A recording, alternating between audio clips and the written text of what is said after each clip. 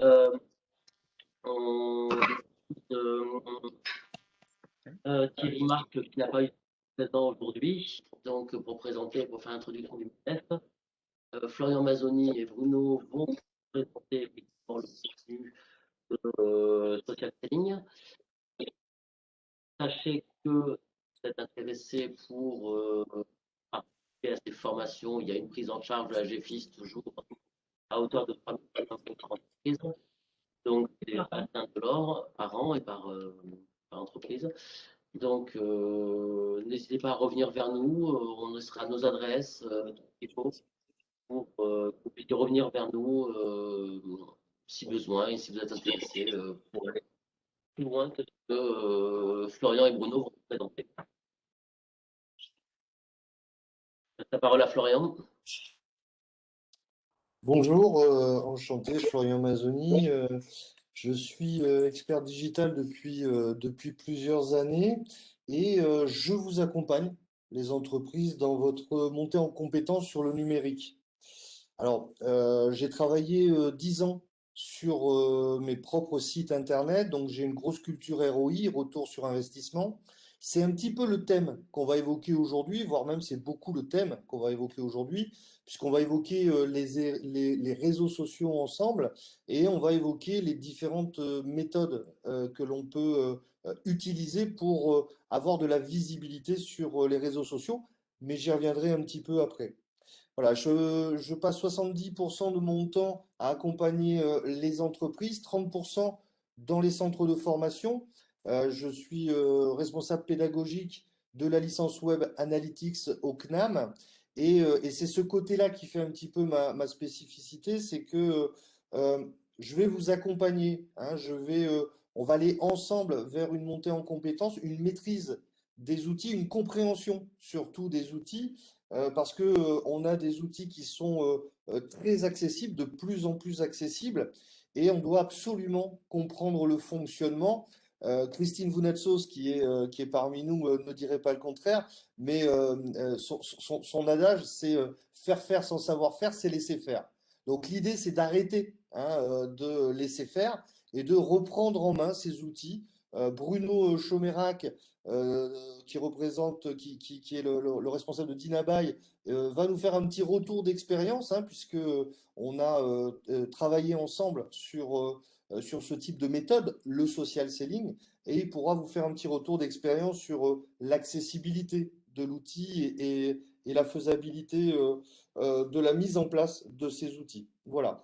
Pour terminer ma présentation, j'ai un certain nombre de certifications Google. Ça me permettra de vous garantir une maîtrise des outils et surtout une mise à jour, hein, puisque ces certifications sont mises à jour tous les ans.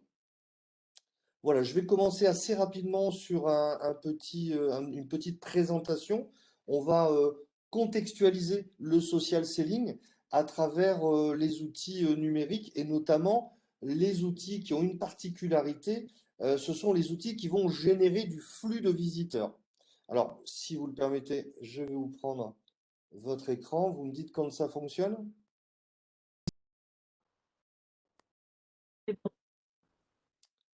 Allez, voilà. On va travailler sur le numérique sur trois axes constamment, hein. On va travailler sur le premier axe qui s'appelle le on-page. Le on-page, c'est l'endroit sur le numérique. euh, alors, je dis plus le digital, hein, puisque l'Académie française nous a demandé de ne plus utiliser ce terme et de le franciser en disant numérique. Donc, c'est le lieu sur le numérique, sur le web, où nos produits, vos produits, seront le mieux présentés. Ça peut être votre site internet, mais ça peut être aussi des plateformes de vente en ligne, ça peut être des réseaux sociaux, ça peut être un certain nombre en fait, chaque activité a un petit peu fait ses choix. Donc, on identifie le lieu où, sur le web, votre produit est le mieux présenté. Deuxième axe, on va travailler sur le off-page.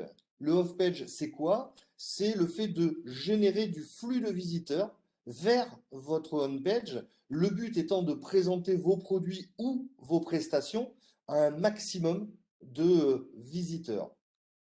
Et la troisième partie, eh bien, c'est l'analyse. On parle de visiteurs, on parle d'utilisateurs. Certains vont être plus des prospects que des visiteurs. Ils vont avoir un taux de conversion, on reviendra sur cette notion un petit peu plus tard, plus importante. Eh bien, on va identifier un certain nombre de choses. En l'occurrence, on va essayer, comme dit Google, de créer ce qu'on appelle des cohortes. En marketing, on va appeler ça des personas. Ce sont des personnes qui ont des profils qui vont avoir tendance à convertir plus facilement. Donc on va identifier leur âge, on va identifier leur sexe, on va identifier l'endroit d'où ils viennent, etc., etc. Tout ça en fait pour optimiser et être de plus en plus efficace sur la sélection, le choix et la quantité des personnes que l'on va envoyer vers notre tunnel de conversion. On va utiliser une technique qui s'appelle le social selling, hein. Alors, on va pas faire une définition extrêmement longue du social selling. Le social selling a une définition extrêmement courte que je préfère. C'est vendre sur, grâce et avec les réseaux sociaux. Donc là, on va utiliser les réseaux sociaux d'une manière assez spécifique. On va en fait choisir. Alors, on a la possibilité de faire connaître son entreprise. On a la possibilité de garder des contacts professionnels, de faire de la veille métier. Eh bien, nous, l'idée, c'est de faire de la prospection commerciale. On va générer du flux de visiteurs dans notre tunnel de conversion et l'objectif va être la conversion. J'allais dire qu'on revenait sur la conversion. La conversion, ça peut être assez facilement quantifiable pour du e-commerce, hein, c'est de l'achat, mais ça peut être aussi extrêmement facilement quantifiable pour des entreprises de prestation de services, par exemple, parce que ça peut être un formulaire de contact rempli, hein, ce qu'on appelle du leads, hein, du contact. Ça peut être un fichier téléchargé, hein, un abonnement à une newsletter. En fait, chaque entreprise va identifier son taux de conversion. Alors, pour l'instant, on a évoqué de façon assez globale, hein, les règles du numérique, hein, les trois piliers du numérique, hein. Euh, on a parlé de façon assez globale du social selling. Le social selling a une particularité, c'est qu'il s'appuie sur des plateformes. Eh bien, ça, ce sont les plateformes les plus utilisées sur le premier trimestre 2021 par les Français. Donc, on voit les plateformes YouTube, on voit les plateformes Facebook, Instagram, Snapchat, etc., etc.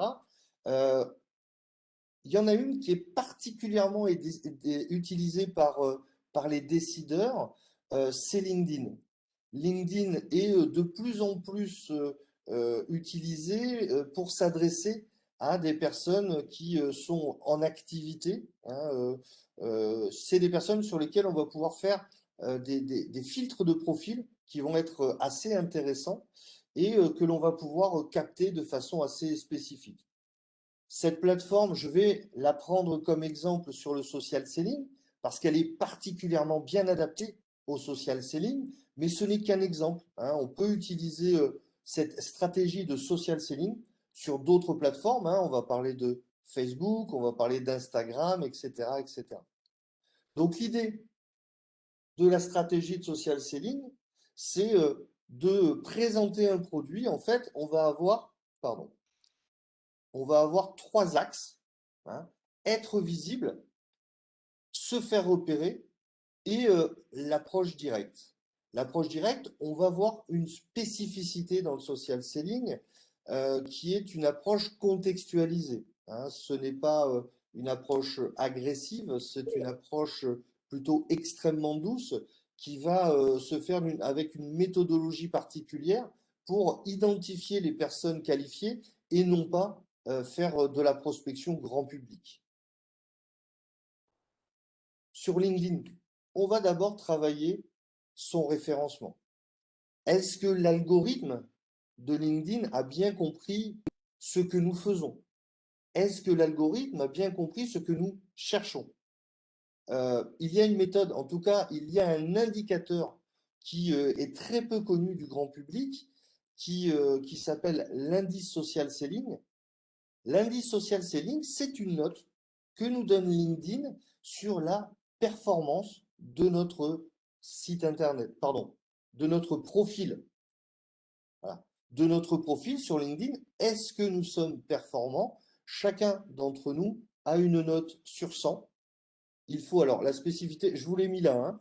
Si jamais vous ne le connaissez pas, je pourrais vous le redonner, hein, si jamais vous n'arrivez pas à y accéder. Il faut ouvrir un nouvel onglet, avoir un onglet LinkedIn ouvert et à côté, taper cette URL qui va vous emmener vers un outil qui est très élaboré et qui correspond à votre profil aujourd'hui, hein, puisqu'il est mis à jour de façon quotidienne. Et c'est assez étonnant de voir que ce réseau nous donne une notation de performance. Alors, c'est très intéressant parce que je suis très attaché à ces indicateurs de performance. Quitte à passer du temps sur les réseaux sociaux, autant être le plus efficace possible. Donc, n'hésitez pas à me recontacter à la fin de ce webinaire si jamais cette partie vous intéresse et je pourrais vous redonner l'URL. La deuxième partie du social selling, c'est être visible. Hein. Se donner de la visibilité, il y a deux types de marketing, l'inbound, l'outbound. On va avoir une stratégie qui va consister à apporter des éléments, des informations à nos cibles, à nos prospects, leur apporter de façon le plus claire possible, le plus efficace possible, pour qu'on puisse avoir ce qu'on appelle un contact. C'est-à-dire que la personne va interagir, va nous contacter, peut-être nous poser des questions, et on va pouvoir rentrer dans un schéma, et on en parlera un petit peu plus tard, un schéma de commercialisation. Alors, la spécificité des réseaux sociaux. Bruno, hein, on a eu des échanges hein, depuis, et Bruno va en parler, c'est que il faut connaître l'algorithme pour avoir de la visibilité. Si on ne connaît pas l'algorithme des réseaux sociaux, on va être très rapidement blacklisté, en fait. On ne va pas avoir une audience extrêmement intéressante. Et donc, l'idée pour nous, c'est de bien connaître l'algorithme pour savoir très exactement quelle est notre portée. Est-ce que j'ai 50, 100 personnes qui ont vu cette publication ou est-ce que j'en ai 1000, 2000, 3000, 9000, 10 000? Et là, c'est vraiment la grosse différence, c'est la valeur ajoutée que l'on va apporter en se formant sur ces plateformes qui ont bah, tout simplement un algorithme, hein, donc c'est assez simple à comprendre. Une fois qu'on a créé ces deux axes, qu'on a développé ces deux axes, eh bien on va créer notre communauté, on va accrocher des prospects, hein, faire en sorte d'avoir une prise de contact contextualisée avec la méthode des 4C. On va créer notre marque, développer un réseau de qualité, prendre la parole et convertir et conclure. L'objectif, c'est la conversion. On va passer du réseau social, du côté social, communication, au côté selling, hein, qui est la prise de contact ou tout simplement la vente en ligne. Pour ça, la technique est assez simple, hein. On va construire des scénarios commerciaux et pendant la formation, eh bien, c'est l'étape que l'on va mettre en place ensemble. C'est-à-dire qu'on va mettre en place un certain nombre de scénarios qu'on va tenter d'optimiser, d'automatiser au maximum. Pourquoi automatiser au maximum? Parce que le temps, c'est de l'argent. En tant que chef d'entreprise ou en tant que même salarié, du temps, on n'en a pas forcément beaucoup.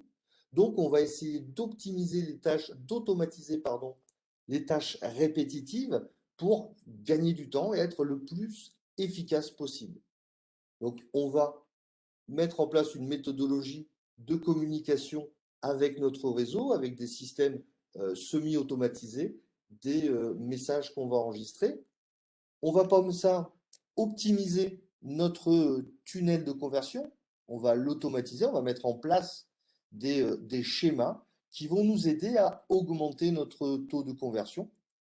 On va ensuite utiliser, par exemple, si on est sur un site internet, si le but est d'envoyer des visiteurs sur un site internet, on va mettre en place des indicateurs de performance. Dans l'exemple que vous avez sous les yeux, par exemple, vous avez une entreprise qui travaille beaucoup avec Facebook, hein, on est 84% des visiteurs proviennent de Facebook. On voit que l'entreprise a un taux de conversion qui est autour des 11% sur Facebook. Et on voit par exemple que sur LinkedIn, il n'y a que 9% des visiteurs qui viennent de LinkedIn. Par contre, on a un taux de conversion qui est significativement plus important. Donc l'idée, c'est peut-être de rétablir un équilibre d'énergie, de temps, d'action, peut-être de moyens, pour identifier quels sont les tunnels de conversion, les flux de visiteurs qui vont nous augmenter la conversion et de passer un petit peu de temps et d'énergie, plus de temps et d'énergie sur ceux qui sont les plus rentables. Plus on sera efficace, plus on sélectionnera les tunnels de conversion, les flux de visiteurs qui vont nous générer des taux de conversion intéressants, plus on va gagner de temps et d'énergie, parce que l'idée, effectivement, c'est de ne pas passer trop de temps sur ces outils. Ce sont des outils, de manière à ce qu'on puisse faire notre activité principale en tant qu'entreprise, mais qu'on garde ces outils pour générer du flux de visiteurs qualifiés et notamment travailler sur la conversion. Est-ce que vous avez des questions sur ce qu'on vient de voir?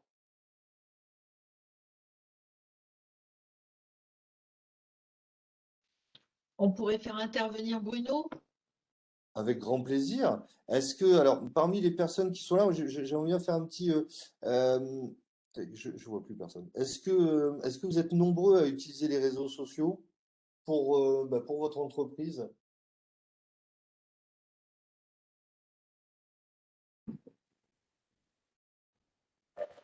Ben, nous, pas du tout. On utilise. Pourquoi? C'est une envie ou c'est un choix délibéré ou... Ben, là, on a deux sociétés. Donc, sur la menuiserie, bon, on travaille en B2B. Donc, on n'est pas du tout sur les réseaux sociaux. On répond aux appels d'offres. Donc, il n'y a pas d'intérêt. Là, Ouais, par contre, on a créé une nouvelle structure et on réfléchit justement au fait de se mettre sur LinkedIn et Twitter.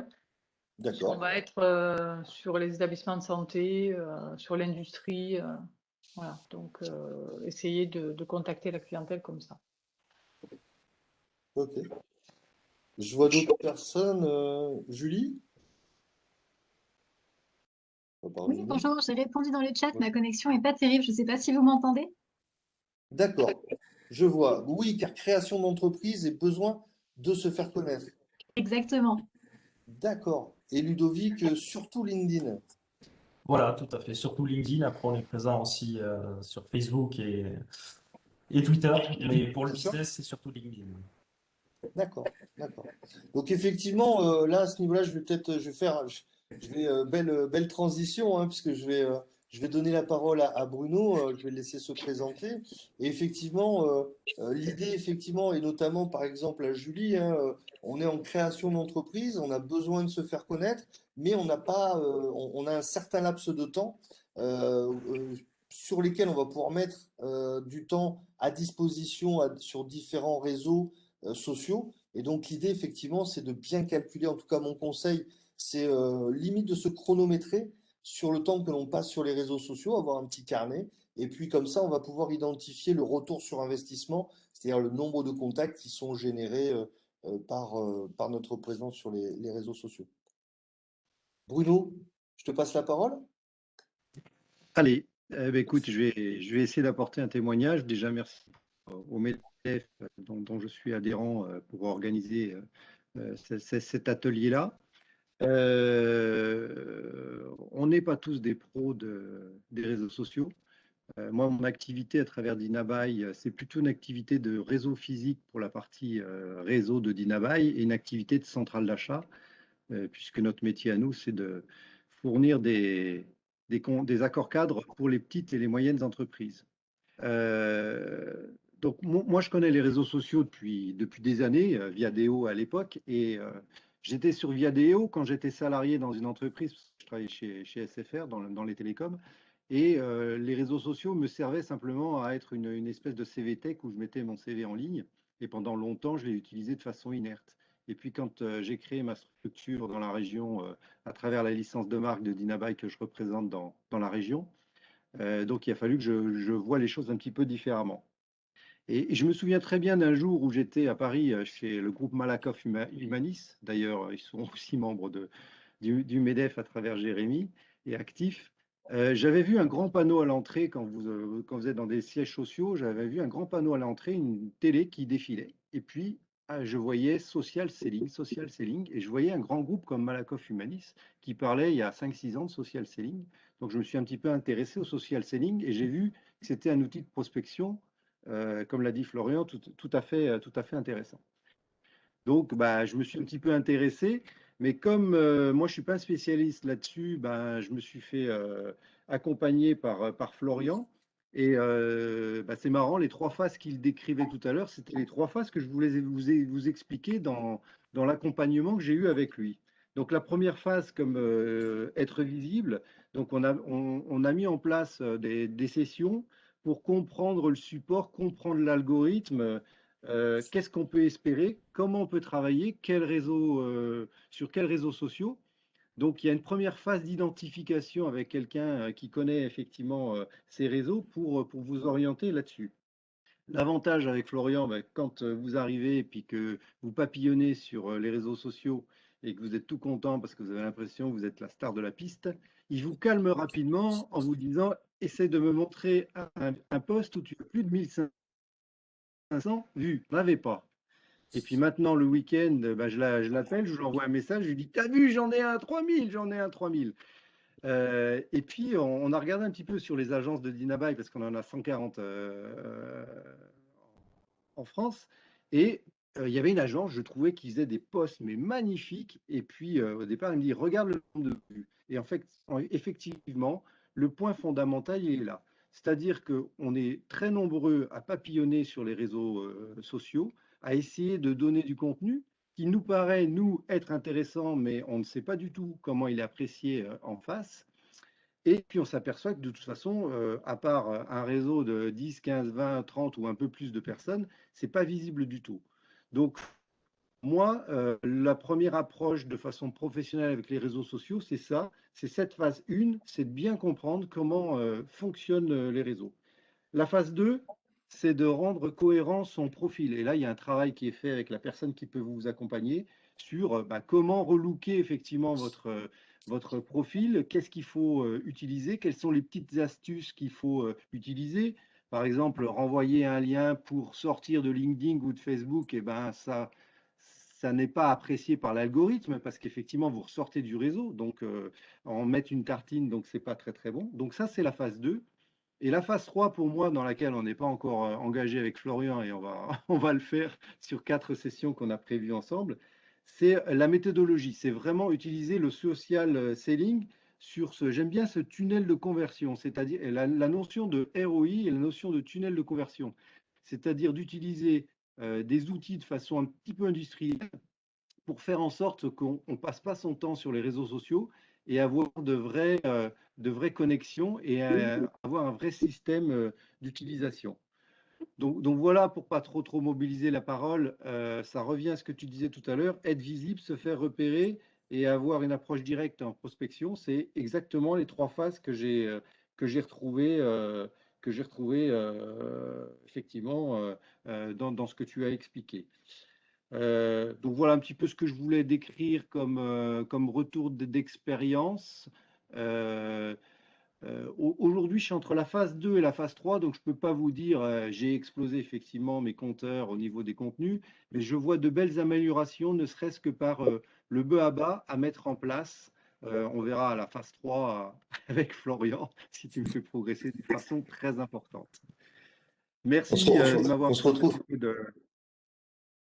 Merci de m'avoir accordé un petit peu ce temps de témoignage. Merci beaucoup Bruno. Bah, écoute, on se retrouve le mois prochain au même endroit et on en rediscute, hein. Merci beaucoup Bruno pour ce retour d'expérience. Je redonne peut-être la parole soit à Christine, soit à Rodolphe. Effectivement, c'est vrai que on peut, et Bruno en est un exemple aussi, hein, on peut avoir une assistance, on peut avoir une prise en charge de la formation, ce qui est quand même très, très agréable pour une entreprise en termes d'investissement. Alors justement, Christine Vounatsos, j'ai eu la chance d'accompagner Bruno sur le montage de ses dossiers, sur la prise en charge de ses formations. Là, j'ai FIS depuis 2 ans maintenant, 2020, maintenant 2021, a des financements assez exceptionnels comparés aux autres OPCO. Donc, on le fait savoir à nos clients, aux adhérents du MEDEF pour qu'ils puissent en profiter. C'est vrai que ce n'est pas la même chose d'avoir 1500 euros et 3600 euros. Donc, les projets sont intéressants, surtout dans ce domaine-là. Et je suis contente pour toi, Bruno, que tu puisses continuer à performer avec Florian. Eh ben, on vous remercie de votre participation.